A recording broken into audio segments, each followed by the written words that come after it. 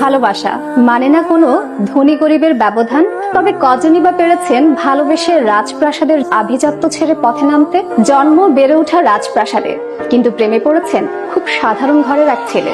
Tokyo international খ্রিস্টান ইউনিভার্সিটিতে কোমুরের সঙ্গে পড়েছেন রাজকুমারী মাকো। এরপরেই একে অপরকে ভালো লাগা, এরপর ভালোবাসা। এদিকে রাজ পরিবারের কোনো কন্যা সাধারণ কাউকে বিয়ে করলে হারাতে হয় রাজ পরিবারের পদবি ও মর্যাদা। পরবর্তীতে নানা কাঠখড় পুড়িয়ে তাদের দীর্ঘদিনের সম্পর্কের শুভ পরিণয় ঘটে। মাকোর জীবন যেমন ছিল বৈভবে ভরপুর, ঠিক তার উল্টো ছিল কোমুরের জীবন। একা মায়ের কাছে বড় হয়েছেন তিনি, আর্থিক অবস্থাও তেমন ভালো ছিল না। অনেকেই দাবি করেছেন কোমুরও রাজকুমারের যোগ্য নয়, তবে কারো কোনো প্রকারের সমালোচনাকে তোয়াক্কা না করে নিজের স্বপ্নের পুরুষকেই বিয়ে করেছিলেন রাজকুমারী মাকো। রাজকুমারীর বিয়ে বলে কথা, তাই তাদের বিয়ের অনুষ্ঠানটিও হতে পারত জাঁকজমকপূর্ণ, কিন্তু মাকোর বিয়ের আয়োজন ছিল খুবই সাধারণ ও ছিমছাম।